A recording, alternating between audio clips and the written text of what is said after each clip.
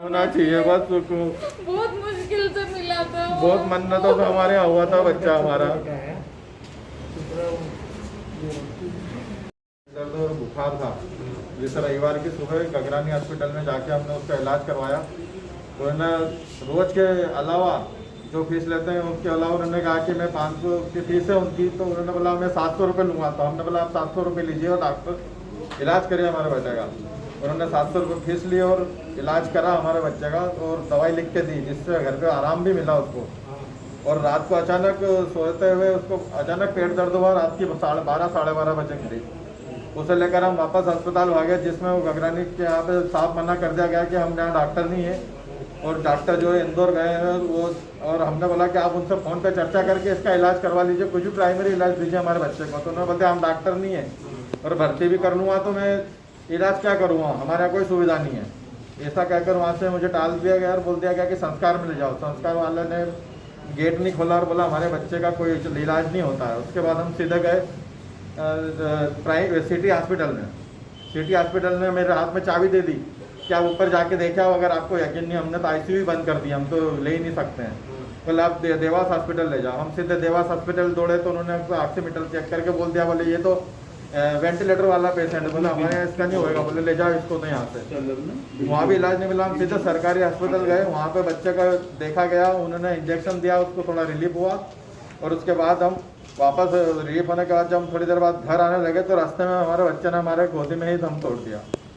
तो हमारा बस हमारा बस कलेक्टर महोदय से यही निवेदन है कि हमारे बच्चे के साथ हुआ वो किसी और के बच्चे के साथ नहीं हो। बस उनकी यही है कि उन पर उचित कार्रवाई करें कि किसी हर अस्पताल में रात में एक डॉक्टर का अनिवार्य करें यहाँ पे।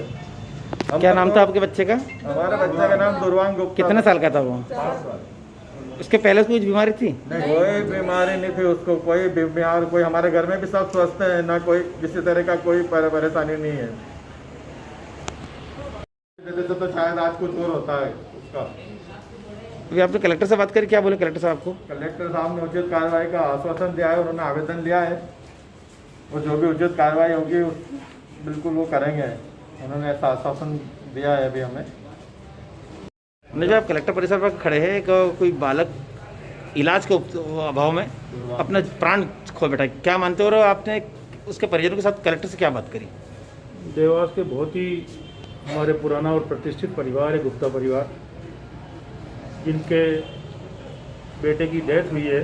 बड़ा दुर्भाग्य है हमारा सब देवास वालों का कि इस तरह की मेडिकल व्यवस्थाएं हमारे यहाँ उपलब्ध न होने की वजह से बच्चों की अगर जान जाती है तो इससे बड़ा दुर्भाग्य नहीं हो सकता। ये व्यवस्था इस तरह की हो गई है कि डॉक्टर रात को डर रहे हैं। दुर्वांश गुप्ता जो हमारा 7 साल का बच्चा था, 5 साल का बच्चा, पेट में दर्द हुआ और 2-3 घंटे के बाद ही अगर उसकी मृत्यु हो जाती है, और कम से कम 6 अस्पतालों में पेरेंट्स पूरा माँ बाप उनको लेके घूम रहे हैं, परिवारों के लोग, कोई अस्पताल वाला उसको देखने को तैयार नहीं है। तो ऐसे में क्या कहा जाएगा? ये जिला हेडक्वार्टर है, जब यहाँ स्थिति ऐसी है तो छोटे छोटे कस्बों में या गाँव में हम क्या समझ सकते हैं। आज हमने पूरे परिवार के साथ यहाँ में आए, हम लोग कांग्रेस परिवार के लोग सब लेके इनको कलेक्टर साहब से गुहार लगाई है, और इन्होंने इतना बड़ा आघात सहा है। इन परिवारों का कहना है कि हमारे बच्चे की मृत्यु हो गई, परंतु ऐसी व्यवस्थाओं से अन्य बच्चे देवास के सुरक्षित रहें, ऐसी व्यवस्था करने के लिए कलेक्टर साहब कहा है।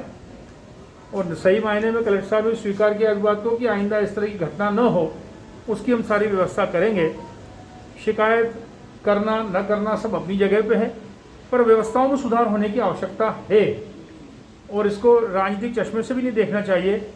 हम हमेशा कहते हैं कि सच को स्वीकार तो करना पड़ेगा। आज अव्यवस्थाएं देवास में अगर है तो उसको स्वीकार तो करना पड़ेगा।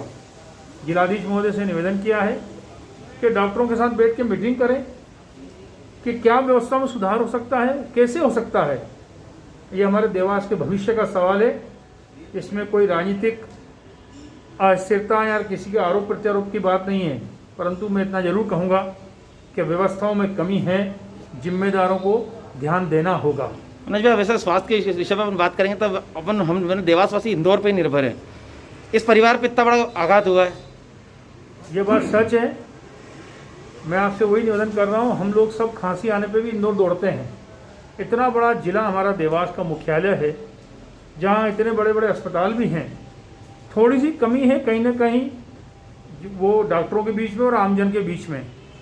जिला प्रशासन से वही अनुरोध किया गया है कि इस समय महामारी का दौर चल रहा है, एक कोविड को लेकर जो व्यवस्थाएं बनी हैं उसके उपरांत जो भय का वातावरण है उसको दूर करने का काम जिला प्रशासन को करना होगा, जिम्मेदार जनप्रतिनिधियों को करना होगा।